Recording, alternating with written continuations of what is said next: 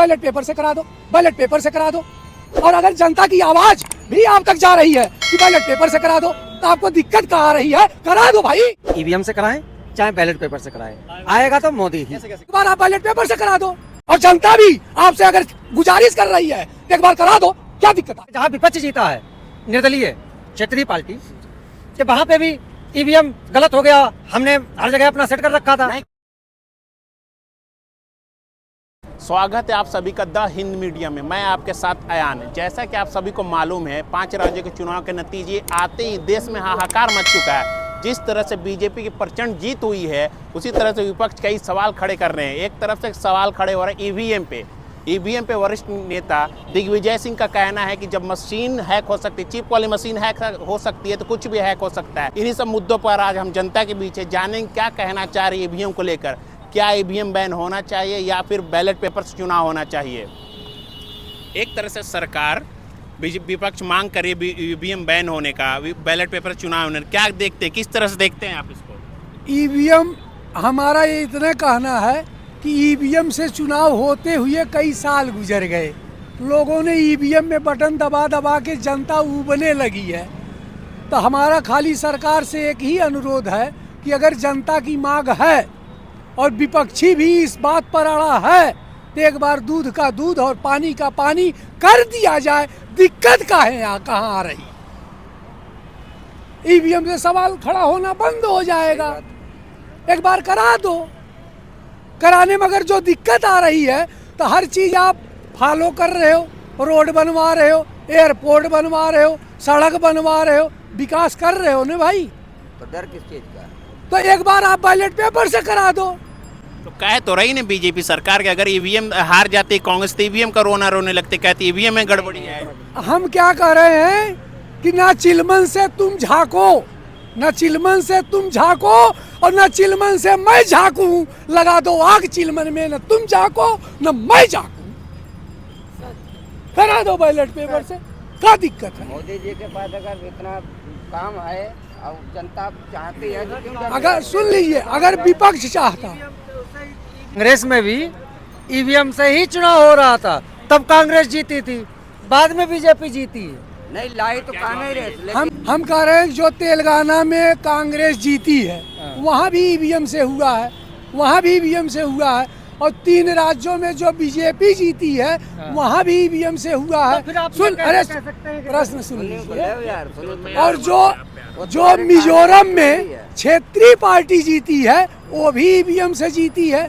मैंने इस चीज को माना, लेकिन विपक्ष एक राज्य में जीत करके अगर संसद में सवाल खड़ा कर रहा है और तुम्हारे सामने सीना ठोक के बार बार कह रहा है, और जनता भी आपसे अगर गुजारिश कर रही है, तो एक बार करा दो, क्या दिक्कत आ रही है? क्या जवाब देंगे? तो फिर मोदी जी भी कहें कि नहीं कि हमें वहाँ पे जहाँ आप बता रहे हैं कि जहाँ विपक्ष जीता है निर्दलीय क्षेत्रीय पार्टी कि वहाँ पे भी ईवीएम गलत हो गया, हमने हर जगह अपना सेट कर रखा था। नहीं, गलत नहीं हो गया।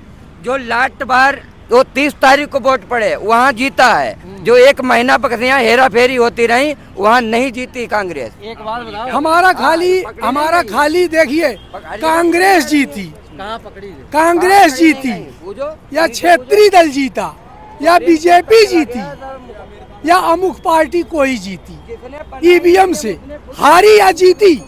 लेकिन हमारा खाली भाई साहब से ये सवाल है कि अगर संसद भवन में विपक्ष खड़े हो करके और बार बार ये आग्रह कर रहा है कि बैलेट पेपर से करा दो, बैलेट पेपर से करा दो, और अगर जनता की आवाज भी आप तक जा रही है कि बैलेट पेपर से करा दो, तो आपको दिक्कत कहाँ आ रही है? करा दो भाई।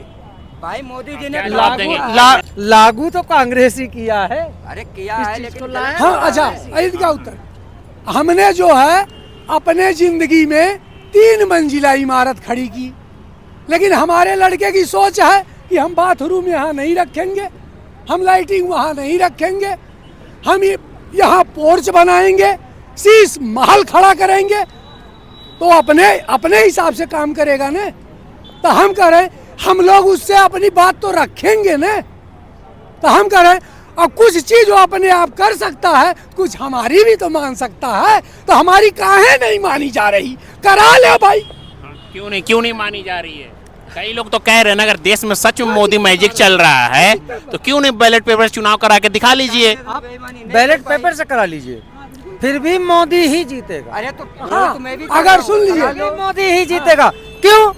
हाँ। आज जो आप रात कितने बज रहे हैं, कितने बज रहे हैं 8:45। आप रात के 2 बजे यहाँ से 10 साल पहले जाके दिखा देते। मैं 1.5 साल पहले मेरा फोन में ऐसे बात करते जा रहा था, मैंने गेट खोल देना आ रहा हूँ, ठीक है भाई साहब, फोन छूट गया था। अभी खेल लेंगे तो अकेले मतलब ये कह रहे हैं कि पहले चोरी होते तब चोरी बिल्कुल खत्म हो गई इस रोड पे। कहाँ हो रही है? भाई साहब मैं इनकी बात सुनो, मैं इनकी बात से सहमत नहीं हूँ। अपराध पहले भी था और अपराध पहले भी था, अपराध आज भी है, बलात्कार पहले भी थे। सुनिए, बलात्कार पहले भी होते थे, बलात्कार आज भी हो रहे हैं। घूसखोरी आज पहले होती थी, घूसखोरी आज हो रही है। फोन स्कैचिंग का पहले भी होती थी, वो आज हो रही है। एक्सीडेंट पहले होते थे, आज हो रहे हैं। सत्य और असत्य हमेशा चलते रहे हैं, ये चलते रहेंगे, ये कोई सरकार नहीं खत्म कर पाएगी। मैं आपकी बात से सहमत हूँ, लेकिन क्या एक बात बताइए, चोरी जो पहले हो रही थी उससे कुछ क्राइम कम हुआ है या नहीं? आप इस बात पे बात बताइए, कंट्रोल हुआ या नहीं? कंट्रोल हुआ है कि नहीं?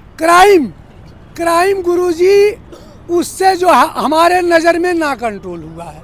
क्राइम जो पहले था, दुनिया में है क्राइम जो पहले था, बीजेपी वालों को कम हुआ, बाकी सुन लो। वालों को कम हुआ। अब हम आपसे एक चीज कहना चाह रहे हैं, सुन लो।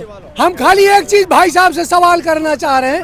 अभी उस स्टेट में जो 2200 करोड़ रुपए भाजपा नेता की गाड़ी में डिग्गी में पकड़े गए, आपको पता होगा, आप मीडिया में हैं, आपको पता होगा। जब भाजपा नेता के गाड़ी में पकड़े गए तो ईडी ने अब तक उस भाजपा नेता को गिरफ्तार क्यों नहीं किया? वो नहीं चोर था, उस पर कार्रवाई की जा रही है। कुछ नहीं किया जा रहा। कब? औरों पे बुलडोजर 24 घंटे में, और सुनो, औरों पे संसद भवन में तुरंत निष्कासित, औरों को विधानसभा में तुरंत बाउंसर को बुला के भगा दो, और अपने नेता के लिए तो गुरुजी पहले गलती अपनी, पहले अपने नेता को, पहला अपना तब पर आया। पहले नंबर 1 की बात कि बुलडोजर किस पे बीजेपी वाले पे नहीं चला। हम भाई साहब से एक सवाल करना चाहते हैं। बीजेपी के सिंगर थे यूपी के घर पे बुलडोजर चला क्या? बताइए। और जिनने गाड़ी चढ़ाई किसानों पर, जिसने किसानों पे गाड़ी चढ़ाई उस पे बुलडोजर चढ़ा। सुनिए, आपके मीडिया के माध्यम से एक अभी हालिया बयान बता दे रहे हैं, देवरिया कांड। कौन सा कांड? देवरिया कांड। आप बता दो, पहले दुबे के परिवार ने यादव, हाँ प्रेम यादव, पहले दुबे के परिवार ने यादव को मारा। पहले किसने मारा? दुबे के परिवार ने यादव को मारा, ठीक। तो हम कह रहे हैं, जब उसने यादव को मारा तो योगी सरकार के मंत्री, योगी सरकार का प्रशासन, योगी सरकार का शासन फर्स्ट स्टेप में ही उस पर रोक लगा के कार्रवाई और जेल के अंदर क्यों नहीं भेजा? हमारा सवाल, क्यों नहीं भेजा? और जब सरकार ने, प्रशासन ने कोई संज्ञान नहीं लिया तो वो बंदा जिसके घर से मरा है, किसी के घर का मरा हो, वो क्या करेगा? आप बता दो। मैं बताऊं, 1 सेकंड आपकी बात का जवाब मैं। हमारा भारत पूरे विश्व में पूजा जा रहा है, क्यों? कह रहे विश्व में डंका बज रहा है, पूजा जा रहा है, क्यों? भाई साहब को शायद भाई साहब को पता नहीं है, मैं कहना नहीं चाहता, लेकिन शर्म से कहना चाह रहा हूँ, आज भारत का भ्रष्टम देशों में 7वां स्थान है। क्या बोलेंगे?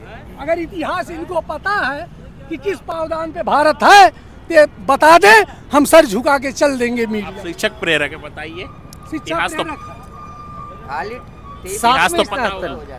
सातवें पे पहले था, 1992 में भारत 7वें स्थान पे था, अब कितने पे? अब 11वें स्थान पे भारत है। क्या बात कर रहे हैं? अब आप, अरे डिक्शनरी पढ़े हो, बता दूं, किताब बताऊं, पृष्ठ संख्या बताऊं, हाँ, चैप्टर बताऊं, बताइए बताइए। शिक्षा प्रेरक मान लोगे कि हम शिक्षा प्रेरक नहीं है, तब मानोगे मीडिया के माध्यम से। क्यों नहीं माने? हम जो हैं वो हैं।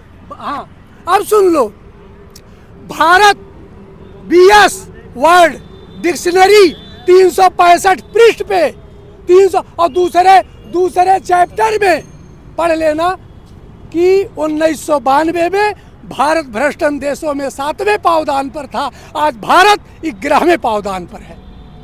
पढ़ ले। क्या बोलेंगे? इस बात पे तो हम अच्छा, बात हो रही थी ईवीएम की, तो क्या कहना चाहेंगे? ईवीएम बैन होना चाहिए, बैलेट पेपर से चुनाव होना चाहिए कि नहीं? चाहे आप ईवीएम से कराएं, चाहे बैलेट पेपर से कराएं, आएगा तो मोदी ही। कैसे कैसे कहते हैं?